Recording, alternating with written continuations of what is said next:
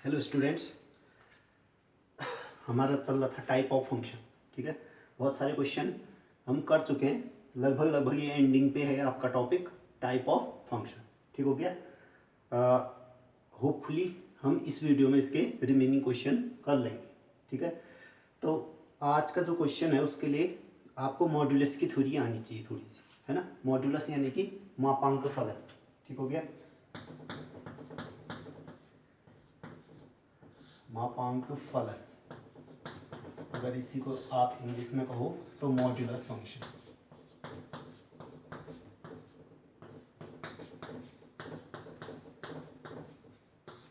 देखिए, modulus function यानी कि मापांक फलन की एक सिंपल थ्योरी है कि पहले इसको सिंबल में तो आप जानते हैं कि किसी फंक्शन एफ एक्स के मापांक फलन को हम मॉड एफ एक्स से निरूपित करते हैं। ठीक है ना, यानी कि अगर आपके पास कोई फंक्शन एफ एक्स है तो मापांक फलन मॉड एफ एक्स के द्वारा डिनोट किया जाता है। ठीक हो गया। अगर आपके पास कोई फंक्शन एफ एक्स है तो मॉड एफ एक्स मापांक फलन कहलाता है। सिंपल सी बात। ठीक हो गया। अब इसकी जो सिंपल सी थ्योरी है ये कहता है कि जो मॉड एफ एक्स है, ठीक है ना, मॉड एफ एक्स, इसकी दो वैल्यू पॉसिबल है। एक तो आपके पास एफ एक्स हो सकता है ना, एक तो आपके पास प्लस एफ एक्स हो सकता है, और एक आपके पास माइनस एफ एक्स भी हो सकता है। इसकी दो वैल्यू, ठीक है ना। तो कब एफ एक्स होगा? जब मॉड के अंदर की चीज, मॉड के अंदर की चीज जो आपके पास ये एफ एक्स है, ये आपके पास जीरो या फिर पॉजिटिव नंबर, पॉजिटिव फंक्शन हो, ठीक है ना, जीरो या पॉजिटिव नंबर होगा तो आपके पास सीधे सीधे मॉड हट जाएगा। ठीक हो गया। अगर F x less than zero हो, एफ एक्स नेगेटिव होगा तो फंक्शन में माइनस आपने लगाना पड़ेगा। ठीक है ना। तो मॉड की सिंपल सी थ्योरी आपके पास, अगर मॉड के अंदर की चीज, मॉड के अंदर की चीज अगर जीरो या उससे बड़ी है तब तो सीधे सीधे मॉड हटा दो आप। ठीक हो गया। लेकिन अगर मॉड के अंदर की चीज लेस देन जीरो है, मीन्स नेगेटिव आ रहा है, तो आप मॉड हटाने के साथ फंक्शन के बाहर से माइनस भी लगा दो। ठीक हो गया। यानी कि इसी को अगर मैं x के रूप में समझूं, है ना, तो मॉड x की दो वैल्यूज पॉसिबल है। फिर मॉड x क्या हो सकता है? x हो सकता है, ठीक है ना, और क्या हो सकता है? माइनस एक्स हो सकता है। ठीक है। x कब होगा? यदि ये ग्रेटर देन इक्वल जीरो। नहीं पता ना हमें x क्या है, नहीं पता। हमने कहा x अगर पॉजिटिव नंबर है या जीरो है तब तो सीधे सीधे मॉड हटा दो। ठीक हो गया। अगर x आपके पास लेस देन जीरो है, मीन्स नेगेटिव है, तब आप माइनस साइन लगाएंगे। ठीक है ना, तब आप माइनस साइन लगाएंगे। अगर आपके पास x नेगेटिव है तो माइनस साइन लगाएंगे। कब? जब मॉड का साइन हटा दोगे। ठीक हो गया। तो इसी को कुछ एग्जाम्पल के रूप में समझते हैं, कुछ नंबर लेके समझते हैं इसको। ठीक है, देखिए मैं आपसे कहूँ मॉड 5, मॉड 5 की वैल्यू कितनी होगी? 5। मैंने सीधे सीधे मॉड हटा दिया, है ना। आप चेक करेंगे कि मॉड के अंदर की चीज़ क्या है। अभी देखो क्या है? 5। 5 कैसी क्वांटिटी है? ग्रेटर देन इक्वल जीरो है ना, पॉजिटिव क्वांटिटी है। ठीक हो गया। तो मॉडुलस कहता है कि, मॉडुलस फंक्शन कहता है कि अगर मॉड के अंदर की चीज ग्रेटर देन इक्वल जीरो है, या तो जीरो है या उससे बड़ी, मीन्स पॉजिटिव नंबर है, तब तो आप सीधे सीधे मॉड हटा दीजिए। ठीक हो गया। माइनस का मॉड 5, इसकी वैल्यू देखिए, माइनस मॉड 5, माइनस 5 नेगेटिव आ गया ना, जीरो से कम। जीरो से कम आने पर क्या कहता है फिर मॉड्यूलस? मॉड्यूलस हटाते ही आप फंक्शन के बाहर से माइनस साइन लगा दो, कहते हैं। ठीक है ना, यानी कि मॉड्यूलस हटाते ही हम क्या लगाएंगे? माइनस। अब देखो अंदर की चीज क्या थी? -5। फंक्शन तो -5 था, मॉड हटा, क्योंकि ये जो फंक्शन था ये less than equal to zero था। ठीक है ना, यानी कि नेगेटिव था, इसलिए हमने माइनस और आगे से लगाना पड़ेगा। तो माइनस माइनस क्या बन जाएगा? प्लस। तब जाके ये क्या आएगा? 5। तो 5 का मॉड भी 5, -5 का मॉड भी 5, है ना। ये आपको छोटी क्लास में ही क्लियर होगा कि जो मॉडुलस फंक्शन होता है वो क्या देता है, रिजल्ट पॉजिटिव हमेशा, ठीक है ना। तो क्यों देता है, आज क्लियर हो गया ना, पॉजिटिव रिजल्ट क्यों देता है, क्योंकि हमने मॉडुलस की जो प्रॉपर्टी थी उसका यूज किया। मॉडुलस फंक्शन खुद कहता है कि जब आपके पास मॉडुलस के अंदर की चीज पॉजिटिव हो या ग्रेटर देन इक्वल जीरो कह सकते हो आप, तो आप सीधे सीधे मॉड हटा दो। अगर नेगेटिव है मीन्स लेस देन जीरो है, तो उस केस में फंक्शन के साथ अगर आप मॉडुलस हटा दे रहे हो तो बाहर से माइनस से मल्टीप्लाई भी करना पड़ेगा, ठीक। तो माइनस इंटू माइनस प्लस होकर तब 5 हो जाएगा, ठीक हो गया। ऐसे अगर मैं आपसे पूछूं कि मॉड 7 कितना होगा, तो आप सीधे सीधे कहोगे कि मॉड के अंदर की चीज़ ग्रेटर देन इक्वल जीरो है, इसलिए सीधे सीधे 7 हो जाएगा। अगर मैं आपसे पूछूं -51 है ना, -51 का मॉडुलस कितना होगा, तो आप कहोगे माइनस का 51 जीरो से कम है, यानी कि नेगेटिव नंबर है, तो मॉड हटने के साथ आपने माइनस से मल्टीप्लाई भी करना पड़ेगा। तो ये आ जाएगा माइनस का 51 इक्वल टू कितना आ जाएगा, फिर 51, ठीक हो गया। कहने का सिंपल सा मीनिंग है कि किसी भी नंबर में अगर आप मॉडुलस लगाते हो तो जो आउटपुट मिलेगा आपको उसी मापांक का है ना, उसी मॉडुलस का, ठीक हो गया ना, उसी परिणाम का कह सकते हो एक तरीके से, उसी परिणाम का पॉजिटिव क्वांटिटी मिलेगा, ठीक है ना। जैसे 51 आपके पास क्या है, 51 आप नेगेटिव डायरेक्शन में गए हो, या आप डेली लाइफ से ऐसे समझ सकते हो कि 51 आपके पास नेगेटिव लगा तो 51 उधार है, ठीक है, 51 उधार है, यानी कि कितना उधार है, 51 उधार, ऐसे मतलब नहीं कितना है ना, क्वांटिटी से मतलब है इसको 51। अब किसी के पास किसी आदमी ने 51 रुपये दे रखे हैं, यानी कि प्लस में है ना, 51 दे रखे हैं उसने, तो उसका भी मॉडुलस कितना होगा, 51। कुल मिला के कहने का ये मीनिंग है कि उधार दिया है या आपने उसको डोनेट किया है, इसका मीनिंग मॉडुलस नहीं बताता आपको, ठीक है ना। मॉडुलस सिर्फ ये बताता है कि उसकी क्वांटिटी कितनी है। जैसे 51 उधार दिया है या आपने किसी को डोनेट किया है, ये इस मॉडुलस से पता नहीं चलेगा। मॉडुलस का मीनिंग क्या होता है कि उसका परिणाम कितना है, ठीक है ना, उसकी क्वांटिटी कितनी है, ये आपके पास मॉडुलस का एक्चुअल मीनिंग है, ठीक है ना। मॉडुलस का एक्चुअल मीनिंग क्या है, फिर कोई पूछे मॉडुलस का जो रियल मीनिंग है वो क्या है, तो ये आपके पास परिणाम को दिखाता है, रिजल्टेंट को दिखाता है, ठीक है ना। यानी कि ये डायरेक्शन को नहीं दिखाता है, एक तरीके से ये कह सकते हो डायरेक्शन ना, यानी कि उधर से पैसा इधर को आया है या पैसा इधर से उधर गया है, ये चीज़ नहीं बताता है, केवल ये बताता है कि कितना पैसा गया है ना, कितना पैसा गया है, डायरेक्शन नहीं बताएगा, यानी कि आपने उधार लिया है या दिया है ये नहीं बताएगा, सिर्फ आपके पास ये क्वांटिटी बताएगा, मीन्स आपने कितना दिया है या लिया है, ठीक हो गया। ये मॉडुलस फंक्शन क्लियर हो गया फिर, ठीक है। इससे रिलेटेड एक क्वेश्चन है यहाँ, इसलिए मैंने मॉडुलस की थ्योरी यहाँ पर आपको इंट्रोड्यूस करवाई, है ना। होपफुली आपको ये पहले से आता हो, नहीं भी आता है तो मैंने इंट्रोड्यूस कर दिया, ठीक है। इससे रिलेटेड अब क्वेश्चन लेते हैं हम।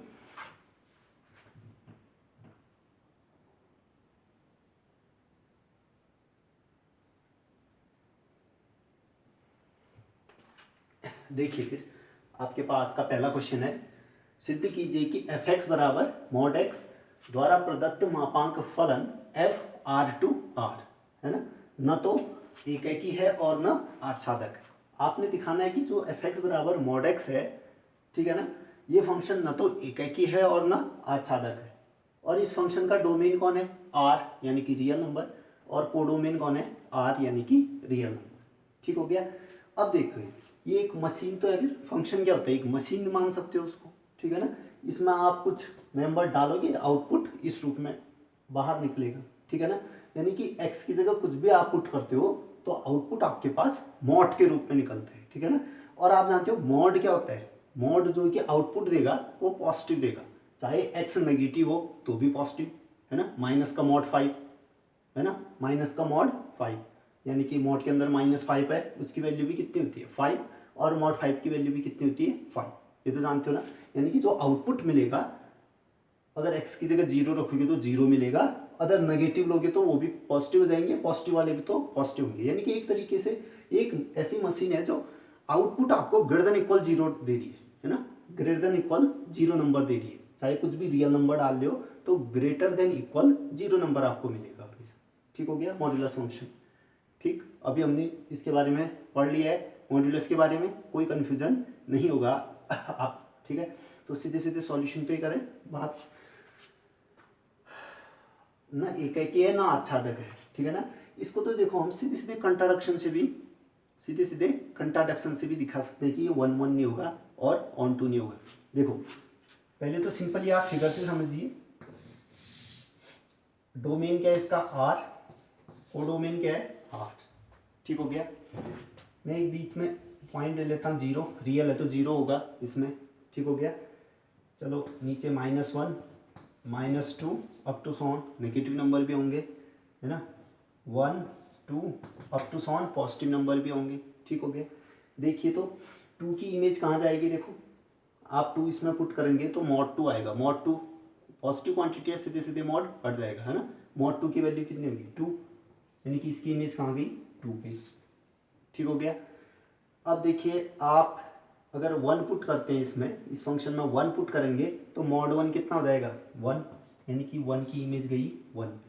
अगर 0 पुट करोगे आप तो mod 0 कितना होता है 0, mod 0 0 ही होगा, ठीक हो गया। 0 की इमेज 0 पे गई। अब देखिए -1 पुट करो, -1 पुट करोगे तो mod ऑफ -1 कितना हो जाएगा, पॉजिटिव करके दे देगा वो, ठीक है ना, यानी कि 1 आ जाएगा, है ना। 1 तो ऊपर पहले से है, यानी कि -1 की इमेज भी 1 पे चलती, ठीक हो गया। देखो 1 और -1 दो डिस्टिंक्ट एलिमेंट है ना, डोमेन के आपने दो डिस्टिंक्ट एलिमेंट देखे, इनकी इमेज सेम पे चल दी ना, इनकी इमेज तो सेम है, 3 डिस्टिंक्ट इमेज सेम हो गई है ना। तो ये तो 1 और -1 ने कंट्राडिक्ट कर दिया कि ये 1 1 नहीं हो सकता है, ठीक है ना। दो डिस्टिंक्ट एलिमेंट आपने लिए और उनकी इमेज सेम पे चली गई है, ठीक है ना, सेम नंबर पे चली गई है, तो ये तो फंक्शन 1 1 नहीं हुआ, फिर ये तो मैनी 1 हो गया ना, बहुत सारों की इमेज एक जैसी आ रही है, तो इसका मीनिंग क्या हो गया, ये तो 1 1 फंक्शन नहीं हुआ, है ना। वही प्रूफ करना था आपको कि एक ही नहीं है, ठीक हो गया। फिर आच्छादक के लिए देखोगे ना, आच्छादक के लिए देखो नेगेटिव नंबर डालोगे, ऊपर पॉजिटिव नंबर डालोगे, ठीक है ना। अब ये तो रियल है, सह प्रांत में क्या है रियल है, इसमें -1 तो होगा ही, -1 होगा ना, मानते हो ना, रियल नंबर है तो नेगेटिव नंबर तो होगा ही होगा, है ना, नेगेटिव नंबर होगा। क्या इस नेगेटिव नंबर की प्री इमेज मिलेगी कभी आपको, नहीं मिलेगी, क्यों, मॉड्यूलस फंक्शन है, मॉड कभी भी नेगेटिव नंबर देगा ही नहीं, है ना, आउटपुट उसका कभी भी नेगेटिव आ ही नहीं सकता। तो ये -1 किसी से भी कोरिलेट नहीं हो पाएगा, समझ रहे हो ना। जितने भी नीचे नेगेटिव नंबर आ रहे होंगे वो मॉड्यूलस के कारण सारे पॉजिटिव पे चल दे रहे होंगे, ठीक है ना। यानी कि नेगेटिव नंबर किसी की भी जो नेगेटिव नंबर है यहाँ के वो प्री इमेज नहीं रखेंगे, क्यों, क्योंकि मॉड्यूलस आउटपुट पॉजिटिव दे देता है पूरा, ठीक है ना। जितना भी ये आउटपुट ही तो है, आउटपुट है ना, आउटपुट आपके पास पॉजिटिव रहेगा हमेशा, ठीक हो गया। नेगेटिव नंबर की प्री इमेज कभी भी नहीं मिलेगी यहाँ से, ठीक हो गया। तो -1 छूट गया, मीन्स आच्छादक भी नहीं है ना। -2 उसकी भी प्री इमेज नहीं मिलेगी, -3 कोई भी नेगेटिव नंबर लोगे उसकी प्री इमेज नहीं मिलेगी आपको, ठीक है ना। तो कंट्राडिक्ट करने के लिए तो हमारे पास एक एग्जाम्पल ही बहुत होता है ना। ऐसा है कहने के लिए तो 100% आपको दिखाना होता है ना, हर एक मेंबर ने सेटिस्फाई करना चाहिए। नहीं है कहने के लिए एक मेंबर ने भी अगर विरोध दिखा दिया, रूल को ब्रेक कर दिया, तो हम कह देते हैं कि ये आपके पास रूल को ब्रेक कर रहा है, यानी कि एक भी मेंबर अगर छूट जा रहा है तो आच्छादक नहीं है कह देते हैं, ठीक है ना। उसी प्रकार से 1 1 किसके कारण नहीं हो पा रहा है, 1 -1 की इमेज सेम जा रही है, ठीक है। 1 -1 ही क्या, 2 -2 देखो, 2 की इमेज 2 -2 डालोगे तो इसकी भी इमेज कहाँ चल देगी 2 पे ही चल देगी, ठीक है ना। -2 का मॉड भी कितना आ जाएगा 2, ठीक हो गया।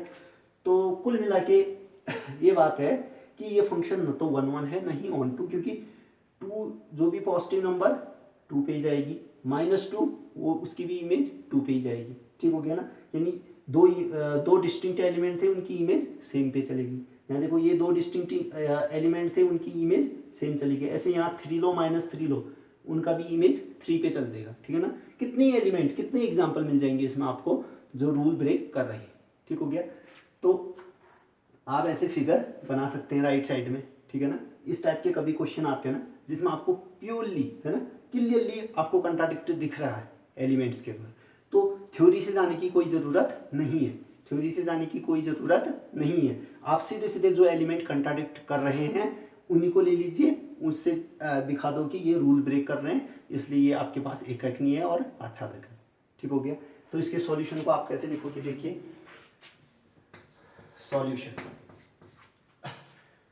सॉल्यूशन में लिखना दिया गया फलन एफ एक्स बराबर मॉड एक्स, ठीक हो गया। प्रांत इक्वल टू आर, सप्रांत इक्वल टू आर, ठीक हो गया।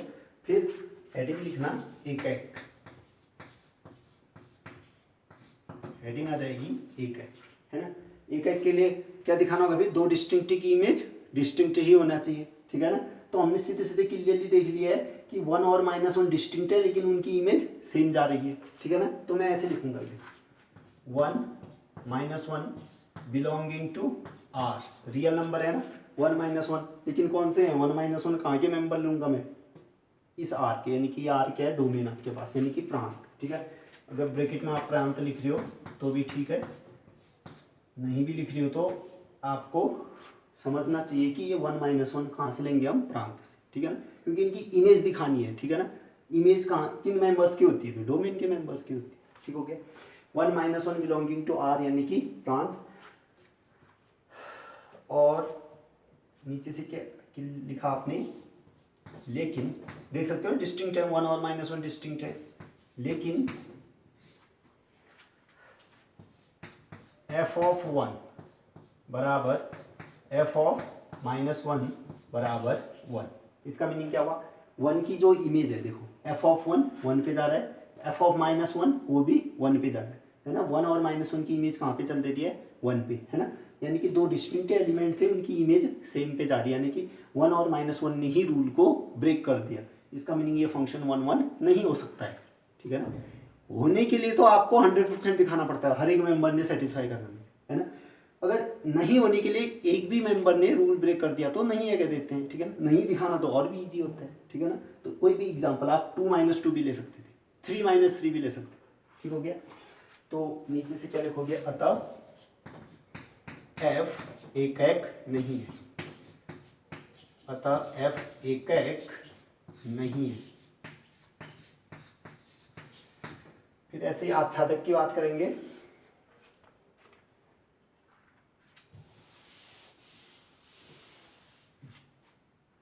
आच्छादक,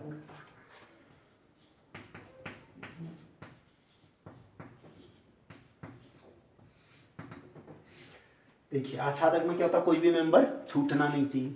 यहाँ तो सारे नेगेटिव नंबर छूट रहे हैं, ठीक हो गया। मैं कोई भी एक एग्जांपल उठा लूंगा, मैं कहूँगा y = -1, है ना, ये नेगेटिव है आपके पास, -1 है, ठीक। तो मैं कहूँगा चूँकि y, वहाँ के मेंबर को किससे दिखाते हैं, y से, ठीक।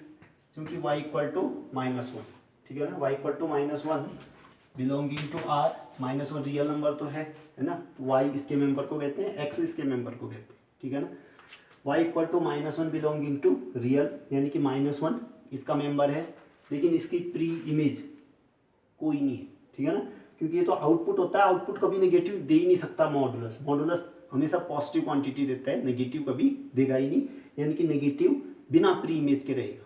जो नेगेटिव क्वांटिटी है वो बिना प्री इमेज के रहेगा, ठीक है ना। एक भी मेंबर बिना प्री इमेज के रह गया तो फलन आच्छादक नहीं होगा, ठीक है ना। y = -1 बिलोंगिंग टू r के लिए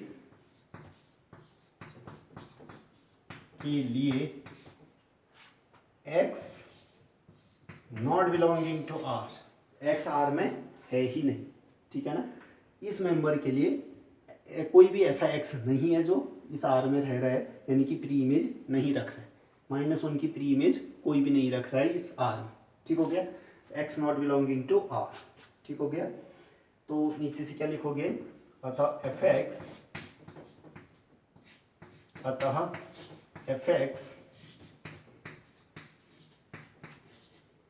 आच्छादक नहीं है, अतः f(x) आच्छादक नहीं, एक की भी नहीं है, आच्छादक भी नहीं है, प्रूफ हो गया, ठीक है। लिखना तो इतना अच्छा था, ठीक है ना, लेकिन इसके अंदर थ्योरी बहुत सारी समझनी थी आपको, ठीक है ना। यानी कि पूरा का पूरा अगर मॉड फंक्शन आ गया तो आपके पास एक आच्छादक प्रूफ करने के लिए कोई कुछ रह ही नहीं गया, ठीक है ना। तो मेन क्या था इसमें, मॉड की थ्योरी है। अगर मॉड की थ्योरी आती है तो आप एक नहीं है, आच्छादक नहीं है, तो आसानी से प्रूव कर सकते हो, ठीक है। फिर ये तो मॉडुलस हो गया, ठीक है। इसी प्रकार एक आता है ग्रेटेस्ट इंटीजर फंक्शन, यानी कि महत्तम पूर्णांक फलन, ठीक है। उसके बारे में भी बात करते हैं, उससे रिलेटेड भी क्वेश्चन आपके पास है।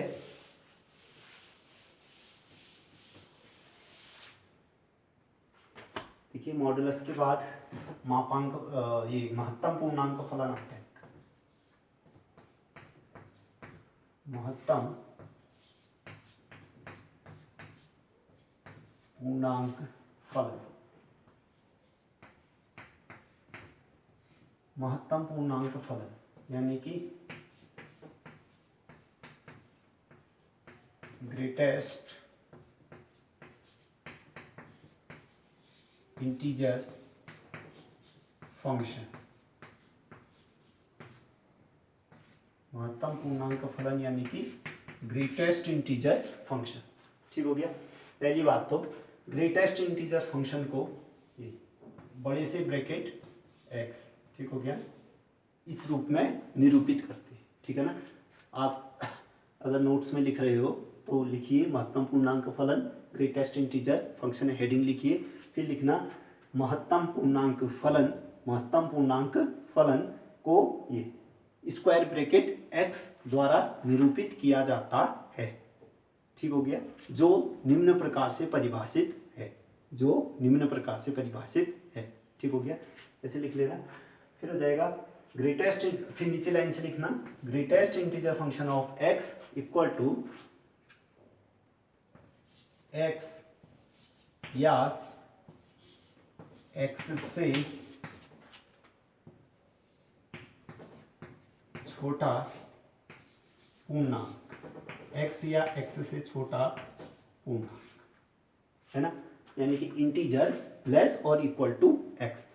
जैसे नाम से ही आपको पता चल जा रहा है ना, महत्तम, महत्तम मीन्स अधिकतम, यानी कि अधिकतम फंक्शन ऑफ x को या greatest integer function of x, है ना, ग्रेटेस्ट यानी इसकी वैल्यू अधिकतम x हो सकती है ना, अधिकतम इसकी वैल्यू क्या हो सकती है, x हो सकती है या उससे छोटा ही हो सकता है। ठीक है ना। इसीलिए इसका नाम महत्तम पूर्णांक फलन इसलिए पड़ा। देखो पूर्णांक क्या होता है, इंटीजर आप जानते हो, 0 +-1 +-2 +-3 +-4, इस टाइप की चीज़ों को आप क्या कहते हो, पूर्णांक कहते हो, जानते हो ना पूर्णांक। ठीक हो गया। महत्तम मीन्स अधिकतम। ठीक है ना। अधिकतम क्यों पड़ा फिर इसका नाम, क्योंकि इसकी वैल्यू अधिकतम x हो सकती है, अधिकतम क्या हो सकती है, x हो सकती है, इसलिए इसका नाम महत्तम रखा है। ठीक है ना। महत्तम पूर्णांक मीन्स अधिकतम x हो सकता है, और पूर्णांक जुड़ा है तो अंक कैसा होना चाहिए, पूर्णांक होना चाहिए। इसी से आपको पूरा आइडिया आ जाना चाहिए। ठीक है ना। यानी कि जो इसका आउटपुट होगा पूर्णांक होगा, क्या होगा, पूर्णांक के रखा है। ठीक है ना। पूर्ण अंक, है ना, पूर्ण अंक आएगा, यानी कि जो इसका आउटपुट आएगा वो पूर्ण अंक आएगा, मीन्स इंटीजर आएगा। ठीक है ना। आउटपुट आपके पास पूर्णांक आएगा यानी कि इंटीजर आएगा, और इसकी वैल्यू अधिकतम x हो सकती है। ठीक है ना। तो इसी शर्त के हिसाब से देखिए हम लोग कुछ एग्जांपल लेते हैं, है ना, उससे आपको थ्योरी क्लियर हो जाएगी। ठीक है। तो देखिए मैं लेता हूँ ग्रेटेस्ट इंटीजर फंक्शन ऑफ 0। ठीक है ना। Greatest integer function of 0। ठीक है। 0 क्या इंटीजर है, बिल्कुल 0 इंटीजर है ना। तो इसका आउटपुट तो सबसे पहले कैसा आना चाहिए, पूर्णांक आना चाहिए, और महत्तम मीन्स अधिकतम इसकी वैल्यू 0 ही हो सकती है, अधिकतम इसकी वैल्यू 0 हो सकती है, और साथ में पूर्णांक भी होगा। ठीक है ना। तो दोनों कंडीशन को सेटिस्फाई करने वाला कौन अंक आ जाएगा, 0, अधिकतम वैल्यू 0 है। ठीक हो गया। और आपके पास पूर्णांक भी है। ठीक हो गया। मैं ले रहा हूं greatest integer function of 1, greatest integer function of 1। ठीक है। तो इसकी अधिकतम वैल्यू 1 हो सकती है। अधिकतम 1 का मीनिंग समझते हो ना, 1 या 1 से छोटा। अगर मैं आपसे कहूं अधिकतम आपको 10 मिठाइयाँ खानी है, तो आप कितनी मिठाइयाँ खाओगे, 10 खाओगे, 9 खाओगे, 8 खाओगे, 7, 6, 5 से लेकर 0 तक, यानी कि खाओगे ही नहीं, है ना। ऐसा भी हो सकता है। यानी कि अधिकतम अगर आपने 10 मिठाइयाँ खानी है, इसका मीनिंग 10, 9, 8, 7 से लेकर 0, यानी कि 0 मीन्स खाना ही नहीं। ठीक है ना। अगर मैं न्यूनतम 8 कहूँ, न्यूनतम 8 का मीन्स 8 तो खाने 8 तक तो खाने ही आपने। ठीक है ना। यानी कि न्यूनतम 8 तक तो पहुँचना ही है, उसके अलावा ऊपर कितने भी जा सकते हो, यानी कि 8, 9, 10, 11। ठीक है। और तथ्य था 9 कहूँ तो एग्जैक्ट आपको 9 खाना है, उसको तथ्य तह कहते हैं हिंदी में। ठीक है ना। एग्जैक्ट 9। ठीक हो गया। तो ये मैंने स्टार्टिंग में भी आपको बताए थे, अधिकतम, न्यूनतम और तथ्य था का मीनिंग। ठीक हो गया। तो देखोगे ये क्या कहता है, महत्तम मीन्स अधिकतम वैल्यू 1 हो सकती है, साथ में पूर्णांक होगा। साथ में क्या होना चाहिए, पूर्णांक होना चाहिए। तो इसकी अधिकतम वैल्यू में 1 रख दो फिर, क्योंकि ये अपने आप में पूर्णांक तो है ही है। ठीक है ना, यानी दोनों कंडीशन को सेटिस्फाई। ठीक है ना, महत्तम 1 तक है इसकी वैल्यू और पूर्ण अंक भी है। ठीक हो गया। तो इसका ये मीनिंग हो गया कि अगर आपके पास जो भी इंटीजर होता है, ठीक है ना, कुछ भी इंटीजर ले लीजिए, उसका अगर महत्तम पूर्णांक फलन निकालते हो तो वही नंबर आ जाता है। ठीक है, नेगेटिव में भी ऐसा ही होगा, -1 हो गया इसका महत्तम पूर्णांक फलन, है ना। अधिकतम वैल्यू -1 हो सकती है, अधिकतम वैल्यू -1 का मीनिंग -1 हो सकता है या उससे छोटा नंबर आ सकता है। ठीक है, और साथ में पूर्ण अंक भी होना चाहिए वो। ठीक है, -1 अपने आप में पूर्ण अंक है तो -1 लिख दूंगी मैं। -1 अपने आप में इंटीजर है, मीन्स पूर्णांक हो गया, और अधिकतम -1 तक भी जाता है, दोनों शर्तों को फॉलो करते हैं। ठीक हो गया। अब देखो मेन दिक्कत कहाँ आती है, जब पॉइंट वाला आएगा पॉइंट। ठीक है ना, इंटीजर्स में कोई दिक्कत नहीं है ना, इंटीजर में जो आपके पास बॉक्स के अंदर है वही वैल्यू बाहर आ जाती है। ठीक है, ग्रेटेस्ट में अभी तक आप देख लीजिए। ठीक है, अब मेन दिक्कत यहाँ पर आएगी, देखो 1.5 इसका ग्रेटेस्ट इंटीजर वैल्यू आपको बतानी है। देखो थ्योरी कहता है कि महत्तम वैल्यू 1.5 तक की हो सकती है ना, जो अंदर होता है वहाँ तक ही उसकी मैक्सिमम वैल्यू हो सकती है। ठीक है ना, तो अधिकतम 1.5 तक हो सकता है और साथ में इंटीजर होना चाहिए कहे। ठीक है, तो क्या मैं 1.5 लिख दूँ क्या, 1.5 तो इंटीजर है ही नहीं, साथ में क्या भी होना चाहिए, पूर्णांक होना चाहिए, उसमें पूर्णांक होना चाहिए। ठीक है ना, 1.5 तो पूर्णांक है नहीं। ठीक है ना, तो 1.5 के इर्द गिर्द, 1.5 के अगल बगल दो पूर्णांक आते हैं, एक तो आगे चल के 2 आएगा, एक पीछे चल के 1 आएगा। अगर नंबर लाइन देखो ना, 1.5 यहाँ तो 1 यहाँ होगा, 2 यहाँ होगा। लेकिन शर्त क्या है, महत्तम वैल्यू 1.5 ही होनी चाहिए, अधिकतम वैल्यू 1.5 ही होनी चाहिए, उससे ऊपर नहीं जा सकते, यानी कि 2 तक आप नहीं जाओगे। फिर कहाँ जाओगे, फिर पीछे आना पड़ेगा, ये वैल्यू है। समझ रहे हो ना, क्यों आगे क्यों नहीं गए, क्योंकि अधिकतम वैल्यू 1.5 होती है। अधिकतम का मीनिंग क्या होता है, मैक्सिमम वहां तक जाना है, पीछे आ सकते हो लेकिन उससे आगे नहीं जाना है। वही मान, अधिकतम आपको 10 मिठाई खानी है, मीन्स 10 तक खा सकते हो, है ना, उससे ऊपर नहीं खा सकते हो। जैसे आपका पेपर ही होता है, ठीक है ना, 10 मार्क्स का पेपर होता है, तो मैक्सिमम मार्क्स कितने ला सकते हो आप, 10। मैक्सिमम क्या ला सकते हो आप, 10 मार्क्स, उसके नीचे कितना भी ला सकते हो, वही तो हुआ फिर अधिकतम, है ना। अधिकतम अंक लिखे रहते हैं, कभी कभी पूर्णांक की जगह अधिकतम अंक, यानी कि आप कोई भी बच्चा कितना भी एक्स्ट्रा ऑर्डिनरी हो, अधिकतम कहाँ तक जा सकता है, 10 अंक ला सकता है ना, और 9 ला सकता है, 8 ला सकता है, 7 ला सकता है, नीचे कितना भी ला सकता है। ठीक है, लेकिन अधिकतम कह दिया तो उससे ऊपर नहीं जा पाएगा।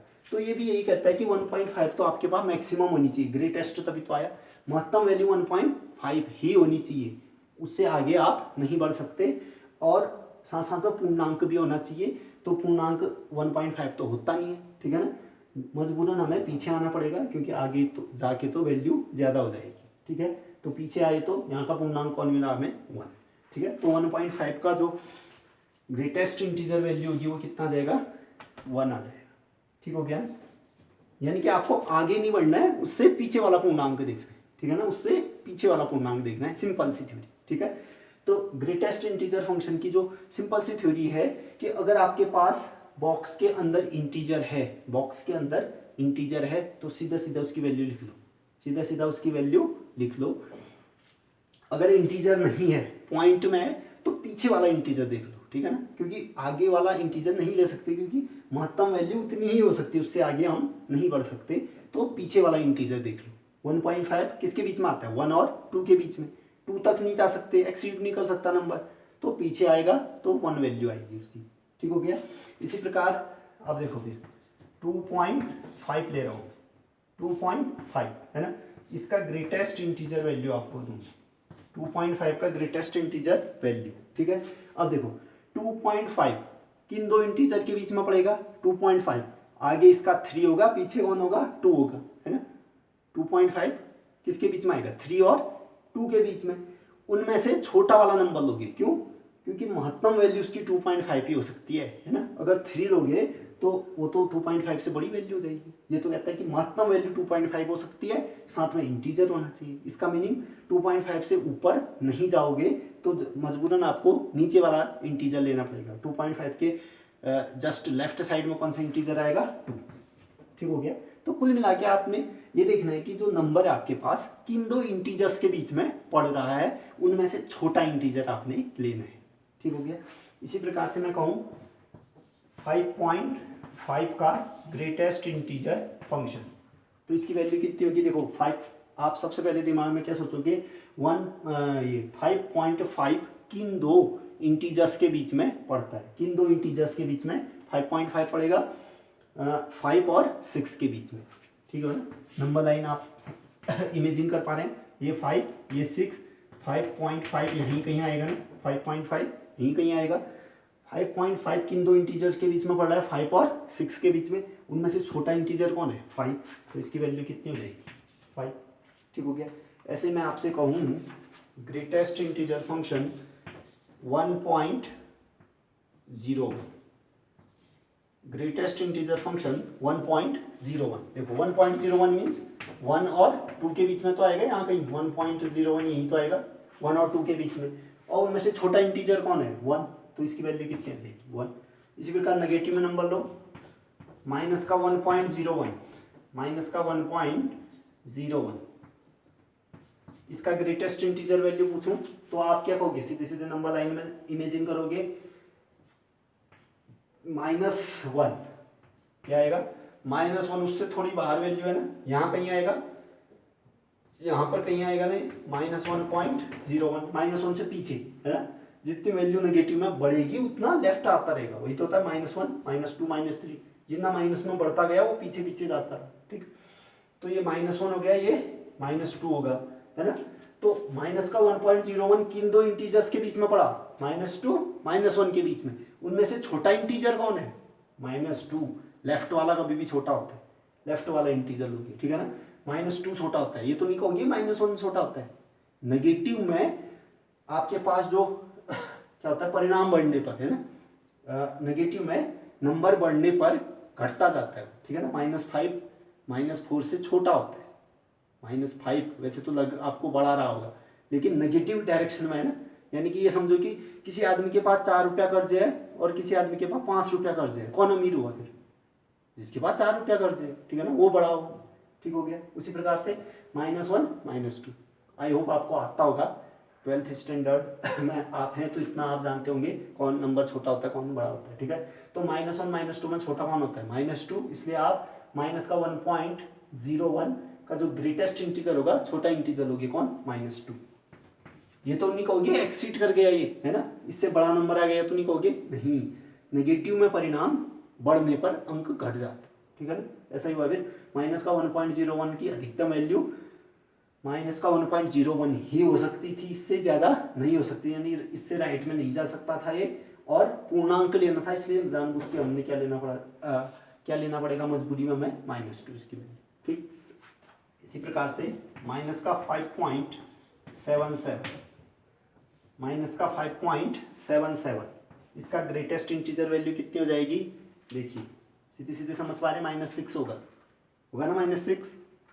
देखिए अगर सीधे नहीं समझ पा रहे हो तो देखो फिर यहाँ पर मैं -5 लेता हूँ, यहाँ पर -6।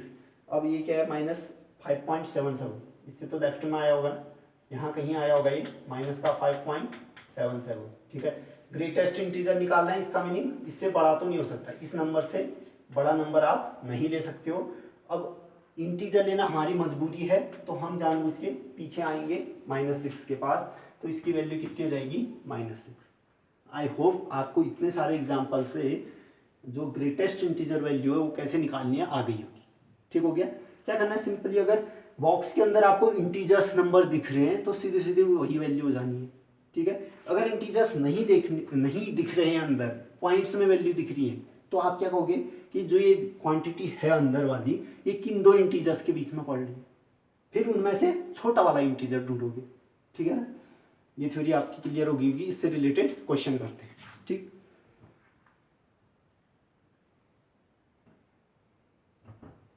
देखिए जो हमने थ्योरी पढ़ी थी उससे रिलेटेड क्वेश्चन है। सिद्ध कीजिए कि एफ एक्स बराबर greatest integer function of x द्वारा प्रदत्त महत्तम पूर्णांक फलन एफ आर टू आर न तो एकैकी है और न ही आच्छादक है। ठीक है, यानी कि आपके पास जो फंक्शन है उसका डोमेन कौन है, रियल नंबर, कोडोमेन कौन है, रियल नंबर। ठीक है, ये आपके पास एक मशीन है, फंक्शन क्या होती है, एक मशीन ही होती है ना, जिसमें हम कुछ मेंबर डालते हैं और आउटपुट आपको मिलता है। ठीक हो गया, सेम चक्की की तरह समझ सकते हो, है ना, गेहूँ डालना है, आटा बाहर निकलेगा।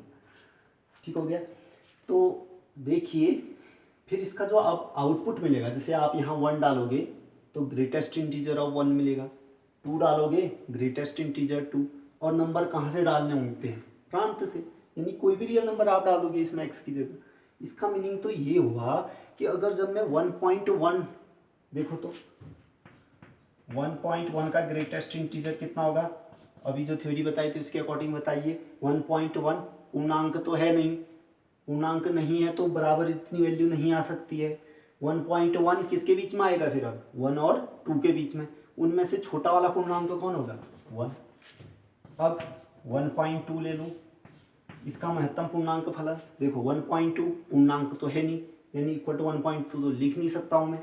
1.2 में देखूंगा किन दो इंटीजर्स के बीच में, किन दो पूर्णांक के बीच में आ रहा है, तो ये आ रहा है 1 और 2 के बीच में, है ना। उससे सबसे छोटा वाला आप पूर्णांक लोगे तो वो कितना होगा, 1।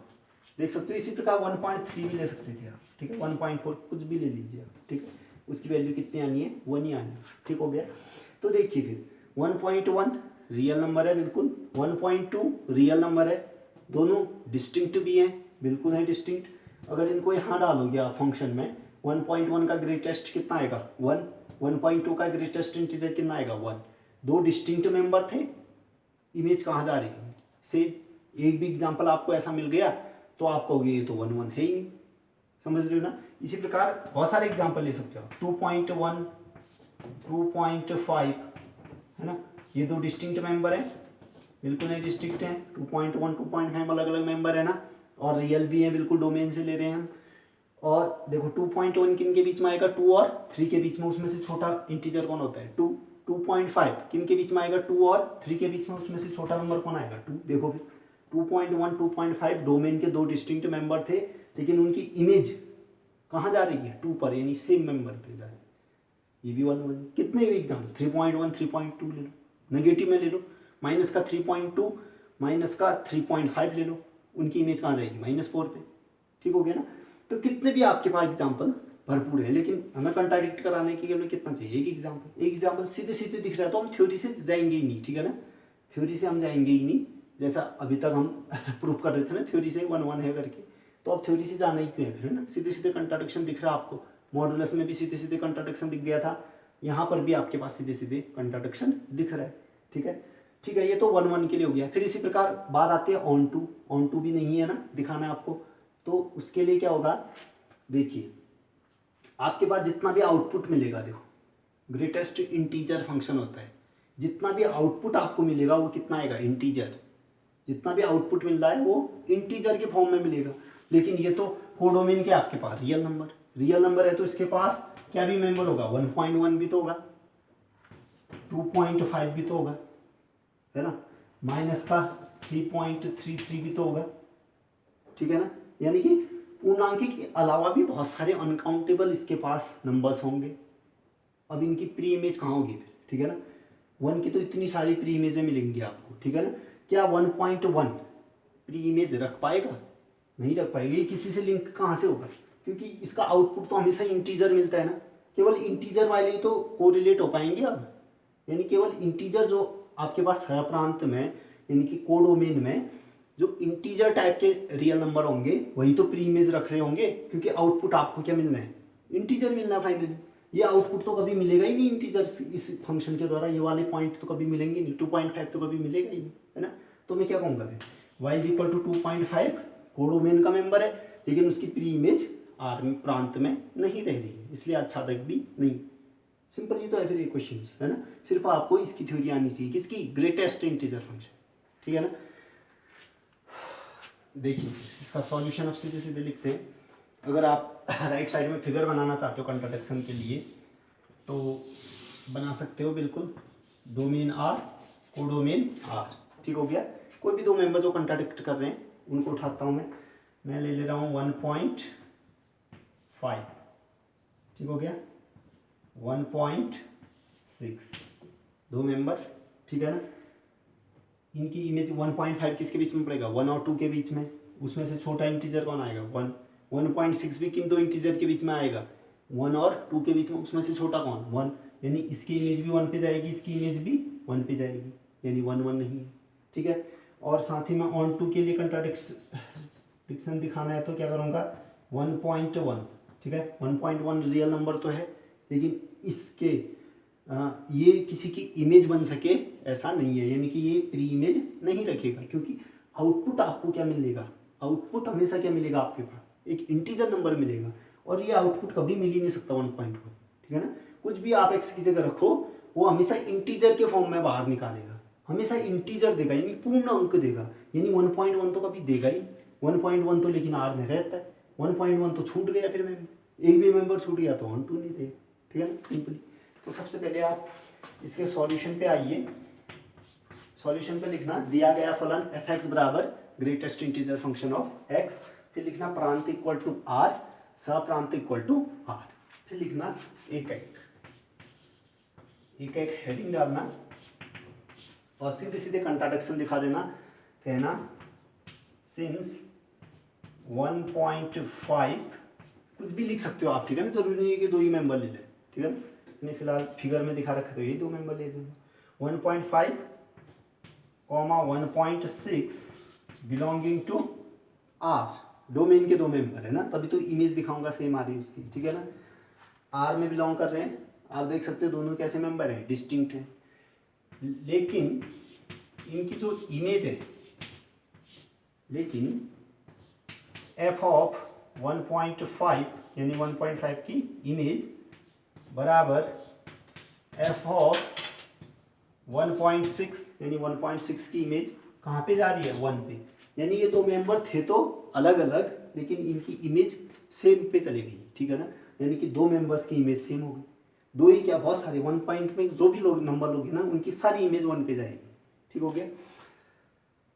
तो इसका मीनिंग क्या हो गया, फिर ये फंक्शन 1 1 नहीं है, अतः एफ एक्स,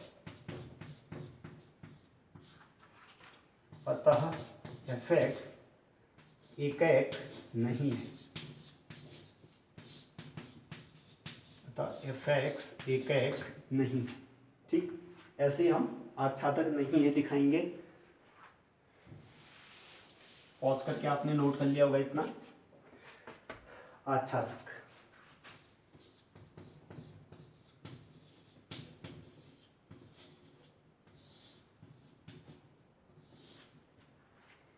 ठीक है ना।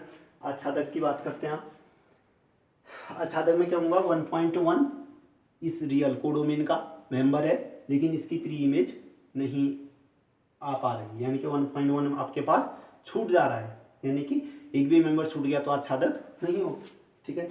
तो मैं कहूँगा since y is equal to 1.1, कहाँ का मेंबर है, कोडोमेन है ना, बिलोंगिंग टू आर, कौन सा वाला आर होगा, कोडोमेन वाला, क्योंकि y इसी के मेंबर को कहते हैं, इसके मेंबर को हम x कहते हैं।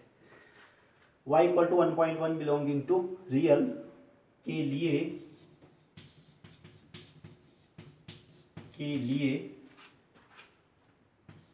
x not belonging to r, कौन सा वाला r, ये वाला डोमेन वाला, ठीक है ना। देख रहे हो ना, कोई भी x इसमें बिलोंग नहीं करेगा 1.1 जिसकी इमेज हो, क्यों नहीं हो, क्योंकि जो आउटपुट मिलेगा वो हमेशा क्या बनेगा, इंटीजर में मिलेगा, और 1.1 तो आउटपुट कभी मिलने वाला ही नहीं, क्योंकि ये तो आउटपुट कैसा देता है, इंटीजर देता है। 1.1 आपके पास आउटपुट कभी मिलेगा ही नहीं, यानी कि उससे कोरिलेट होने वाला डोमेन में कोई भी मेंबर नहीं होगा, वही कह दिया मैंने। y 1.1 कोडोमेन का मेंबर है के लिए x not belonging to r, x यानी इस r में कोई भी x नहीं रह रहा है, मीन्स उसकी प्री इमेज नहीं रह रही है। एक ने भी कंट्राडिक्ट कर दिया तो फंक्शन अच्छा तक नहीं होगा, तो नीचे से लिखूंगा अतः एफ एक्स आच्छादक नहीं है, अतः एफ एक्स आच्छादक नहीं है, ठीक हो गया, एक एक भी नहीं है और अच्छा तक भी नहीं, ठीक हो गया। इसी में एक अगला क्वेश्चन के लिए एक और थ्योरी आपको आनी चाहिए, चिन्ह फलन आता है, ठीक है ना। हमने आज सबसे पहले मॉड्यूलस फंक्शन पढ़ा, मापांक फलन, दूसरा एक ग्रेटेस्ट इंटीजर फंक्शन यानी कि आपके पास महत्तम पूर्णांक फलन पढ़ लिया है। एक और फलन आपने पढ़ना है चिन्ह फलन। वैसे टाइप ऑफ फंक्शन बहुत सारे होते हैं, ठीक है ना। अभी जब हम कंटिन्यूटी डिफरेंशियबिलिटी पढ़ेंगे तब सारे फंक्शंस आपको लिखा देंगे, ठीक है ना, क्या क्या होता है। ठीक है, यहाँ फिलहाल इन तीनों ही फंक्शन का जिक्र है, इन्हीं तीन फंक्शन से रिलेटेड क्वेश्चन है। एक तो आपके पास मॉडुलस का क्वेश्चन है ना, एक आपके पास एक ग्रेटेस्ट इंटीजर का था और एक चिन्ह फलन है, ठीक है ना, सिग्नम फंक्शन। इसको हम पढ़ लेके जो है कि ये चैप्टर आपका क्लोज हो जाएगा, ठीक है। तो चिन्ह फलन, चिन्ह वैसे ऐसे लिखा जाता है, ठीक है ना, ओके, यहाँ पे नो, चिन्ह फलन मीन्स हो आधा होता है, नौ पूरा, चिन्ह फलन। इसी को इंग्लिश में आप कहोगे साइनम फंक्शन, या कोई इसको सिग्नम भी पढ़ता है, सिग्नम फंक्शन, साइनम फंक्शन या सिग्नम फंक्शन, कुछ भी कहो, ठीक है। इसको साइन पढ़ा जाता है तो साइनम हुआ, ठीक है। वैसे सिग्नम कहते हैं, ठीक है, सिग्नम फंक्शन, ठीक हो गया। चिन्ह फलन देखिए, जैसे ही नाम से ही पता चल रहा है ना, चिन्ह के अकॉर्डिंग वैल्यू देगा ये, है ना, चिन्ह के अकॉर्डिंग वैल्यू देगा, ठीक है ना। तो कोई फंक्शन f(x) आपके पास चिन्ह फलन कहलाता है यदि f(x) बराबर ऐसा हो जाए। f(x) की वैल्यू बहुत सारी होंगी, ठीक है ना, बहुत सारी, तीन ही देगा ये आउटपुट, 1 0 -1, ठीक है। 1 कब देगा, x ग्रेटर देन 0, 0 कब देगा, x अगर आप 0 लोगे, और -1 हो गए, -1 कब देगा, जब x लेस देन 0, ठीक है ना। देखो नाम से पता चला चिन्ह फलन, ठीक है ना, चिन्ह के अकॉर्डिंग वैल्यू देगा, ठीक है ना। x ग्रेटर देन 0 पॉजिटिव होता है ना, x ग्रेटर देन 0 वाले जितने भी नंबर होंगे कैसा साइन रखेंगे, प्लस साइन रखेंगे, प्लस साइन के लिए वैल्यू 1 देगा। अब 0 का तो कोई साइन ही नहीं होता है ना, पॉजिटिव नेगेटिव कुछ भी नहीं होता है, ठीक है ना, तो इसके लिए 0 ही देगा वैल्यू, ठीक हो गया। और साइन क्या बचा, नेगेटिव साइन बचा, है ना, x less than 0 means negative sign वाले नंबर आएंगे तो -1 देगा, ठीक है ना। इसीलिए इसका नाम साइन फंक्शन पड़ा, ठीक है ना, चिन्ह फलन पड़ा, ठीक है ना। यानी कि चिन्ह के अकॉर्डिंग वैल्यू देना, पॉजिटिव है तो 1 वैल्यू दे देगा, 0 है तो 0 दे देगा, नेगेटिव है तो नेगेटिव, ठीक हो गया ना। इसमें ज़्यादा थ्योरी है नहीं, यानी कि कोई भी फलन आपके पास f(x) चिन्ह फलन कहलाएगा यदि f(x) इक्वल टू पॉजिटिव, है ना, डोमेन का मेंबर पॉजिटिव लेने पर आउटपुट 1 दे रहा है, डोमेन का मेंबर 0 लेने पर 0 ही दे रहा है, और डोमेन का मेंबर नेगेटिव लेने पर -1 दे रहा है, ठीक है। यानी कि कुल मिलाकर इस फंक्शन का आउटपुट क्या मिलेगा, फिर 1 मिलेगा, 0 मिलेगा, -1 मिलेगा, ठीक हो गया। यानी कि अगर आप पॉजिटिव नंबर लोगे तो आउटपुट ऑलवेज 1 मिलेगा, यानी कि कहने का मीनिंग अगर आपने f(5) लेना है, 5 कैसा नंबर है, पॉजिटिव, तो इसकी इमेज आपके पास 1 आएगी। f(7) लो, 7 कैसा नंबर है, पॉजिटिव, इसकी इमेज 1 ही मिलेगी। जितना भी पॉजिटिव नंबर लोगे उनकी इमेज 1 मिलेगी, और f(0) लोगे तो उसकी इमेज 0 ही मिलेगी। कोई भी नेगेटिव नंबर लोगे, f(-1) ले लिया तो इसकी वैल्यू -1 होगी। कोई भी नेगेटिव ले लो, f(-5) तो इसकी वैल्यू भी कितनी आएगी, सॉरी -1, ठीक हो गया। नेगेटिव लेने पर -1 दे देगा, f(-7) वो भी -1 देगा, ठीक है ना। तो कुल मिला के आउटपुट में आपने 3 ही आएगा।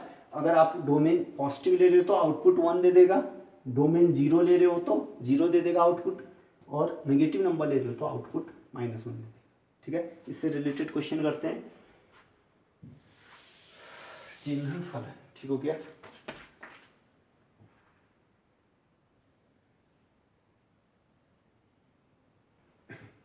देखिए क्वेश्चन देखिए, सिद्ध कीजिए कि f(r)(r) डोमेन कौन है, r, को डोमेन कौन है, r, f(x) बराबर 1 यदि x ग्रेटर देन 0, यानी कि x पॉजिटिव लोगे तो वैल्यू कितना देगा, 1, है ना। अगर x 0 लोगे तो वैल्यू कितना देगा, 0, एक्स कोई भी नेगेटिव नंबर -1 -2 -3 कुछ भी लोगे तो आउटपुट कितना देगा ये फंक्शन माइनस, है ना। समझ रहे हो ना, ये एक चक्की है यानी एक मशीन है समझ लो, है ना। इस मशीन में अगर आप पॉजिटिव नंबर डालते हो तो आउटपुट 1 मिलेगा, इसमें अगर 0 डालते हो तो 0 मिलेगा, और नेगेटिव नंबर डालते हो तो -1 मिलेगा, है ना। इसका ये किस मशीन किस प्रकार रिएक्ट कर रही है पता चल गया ना। पॉजिटिव नंबर पे 1 देगी, नेगेटिव नंबर पे -1 देगी, 0 पे 0 देगा, ठीक हो गया। और आप जो एक्स सेलेक्ट करोगे कहाँ से सेलेक्ट करोगे, डोमेन आर से, और आर में जानते हो पॉजिटिव नेगेटिव 0 सब रहते हैं, ठीक हो गया। द्वारा प्रदत्त फलन न तो एकैकीय है नहीं आच्छादक है, न तो ये फलन एकैकीय है और नहीं आच्छादक है। ये तो बहुत ही सिंपल सा नहीं हो गया फिर कुछ, सिर्फ आपने थ्योरी समझ ली थी ना, चिन्ह फलन क्या होता है करके, ठीक हो गया। चिन्ह फलन अगर आपको आ रहा है, ठीक है ना, अगर आपको रिएक्ट करना आ गया ये मशीन किस प्रकार रिएक्ट कर रही है तो कुछ भी नहीं है फिर ये क्वेश्चन। तो आप जैसे फिगर के जरिए समझिए, आपके पास डोमेन कौन है आर, कोडोमेन कौन है आर, ठीक हो गया। इसमें आप मैं कोई दो पॉजिटिव नंबर ले लेता हूँ जानबूझ के, 1 और 2। क्यों लिया पॉजिटिव नंबर, पॉजिटिव नंबर की इमेज कहाँ देनी है उसने 1, या जानबूझ के मैं 2 नेगेटिव नंबर ले लूँगा, नेगेटिव नंबर कहाँ जाएगा -1 पे, है ना, यानी कॉन्ट्राडिक्ट कर जाएगा। 1 कैसा नंबर है पॉजिटिव, पॉजिटिव है तो आउटपुट कितना देगा ये 1। 2 कैसा नंबर है पॉजिटिव, पॉजिटिव है तो आउटपुट कैसा देगा 1, यानी कि 1 की इमेज भी 1 पे जाएगी, 2 की इमेज भी 1, है ना। 1 और 2 दो डिस्टिंक्ट मेंबर थे प्रांत के, लेकिन उनकी इमेज एक ही नंबर पे जा रही है, यानी फंक्शन 1 1 नहीं होगा, सीधे सीधे रिजेक्ट हो गया, ठीक है ना। अब देखिए आपके पास जो सहप्रांत है वो क्या आर है, ठीक हो गया। 1 0 -1 जो आउटपुट मिलेगा 1 0 -1 मिलेगा, है ना। 1 0 और -1 नहीं तो आउटपुट मिलेगा ना, उसके अलावा कोई आउटपुट मिलेगा क्या, नहीं, क्योंकि जितने भी पॉजिटिव नंबर लोगे आउटपुट 1, नेगेटिव नंबर लोगे -1, 0 लोगे तो 0, यानी 1 -1 और 0 ही इमेज अपनी प्री इमेज रखेंगे, 1 0 -1 ही तो प्री इमेज रखेंगे। उसके अलावा जैसे कुछ भी नंबर ले लो, 2 ले लेता हूँ मैं, 2 आपके पास रियल नंबर तो है सहप्रांत में तो रहेगा, लेकिन ये क्या किसी ये आपके पास प्री इमेज रख पाएगा कि किसी एलिमेंट से लिंक कर पाएगा, नहीं कर पाएगा। क्यों, आउटपुट में तो 2 आना ही नहीं है, आउटपुट में तो 2 आना ही नहीं है, देख रहे हो ना, आउटपुट में 3 नंबर आने, 1 -1 0, इसके अलावा कुछ भी रियल नंबर लो वो छूट जाएगा, वो छूट जाएगा, मीन्स 2 की प्री इमेज आज नहीं मिलेगी आपको। 2 छूट गया मीन्स आच्छादक नहीं, एक भी मेंबर छूट गया तो आच्छादक नहीं, है ना। तो सिंपल क्वेश्चन है फिर ये भी, सीधे सीधे सॉल्यूशन देखिए इसका। सॉल्यूशन में आप लिखना दिया गया फलन f(x) बराबर ये पूरा, दिया गया फलन f(x) बराबर पूरा, फिर लिखना प्रांत r, सप्रांत इक्वल टू r, ठीक है। फिर लिखना एकैक, फिर हेडिंग डालना आप एकैक फलन, हेडिंग डालना एकैक।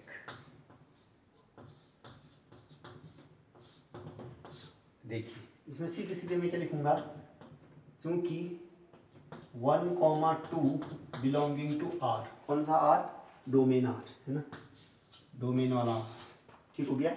ब्रैकेट में लिख भी सकते हो प्रांत वाला आर, ठीक हो गया, प्रांत, क्योंकि हम जो भी मेंबर सेलेक्ट करते कहाँ से लेते प्रांत की, तो मैं तभी तो उनकी इमेज चेक करेंगे, ठीक है। लेकिन f(1) यानी 1 की जो इमेज थी, f(2) उसकी जो इमेज थी कहाँ गई, सीधे सीधे 1 पे, है ना। दो डिस्टिंक्ट मेंबर लिए, उनकी इमेज सेम आ गई। अब नेगेटिव भी लेते, -1 -2 लेते, -5 -6 लेते, नेगेटिव जो भी लोगे तो -1 पे चले जाएंगे, वहाँ से भी कंट्राडिक्शन दिखा सकते हो आप, ठीक है। मैंने यहाँ से दिखा दिया, आप माइनस वाले भी ले सकते थे एग्जाम, ठीक है। f1 f2 1 पे चले गया, एक भी कंट्राडिक्शन कर गया तो एकैक नहीं होगा, अतः f(x) एकैक नहीं है,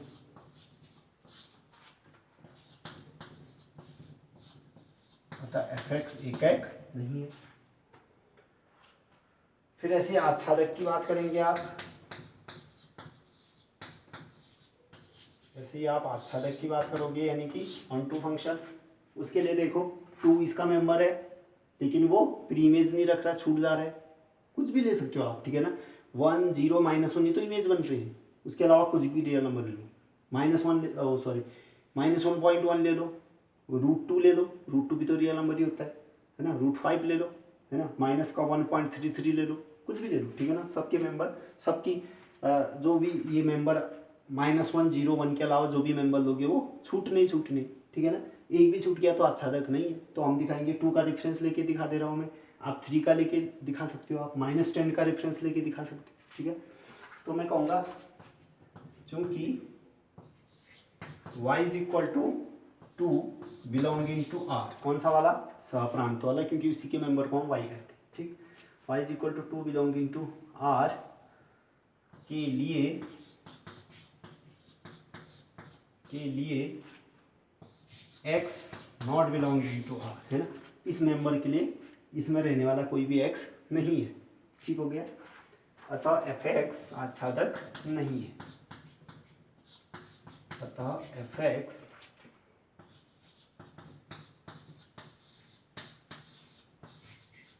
आच्छादक नहीं, ठीक हो गया। एक नहीं है दिखाना था, दिखा दिया हमने, आच्छादक नहीं है दिखाना था आज, ठीक है ना। सिंपल है, बस आपने जो मैंने 3 थ्योरी, जो मॉडुलस, ग्रेटेस्ट इंटीजर और ये आपके पास सिग्नम फंक्शन, है ना, ये जो 3 थ्योरी थी ये मेन था। अगर ये थ्योरी आ गई तो क्वेश्चन तो कुछ भी नहीं था, ठीक हो गया। आज के लिए इतना ही करते हैं, अब जो बचे हुए क्वेश्चन है नेक्स्ट वीडियो में कंप्लीट करने की कोशिश करेंगे, ठीक है। आप नोट्स बनाते रहें साथ।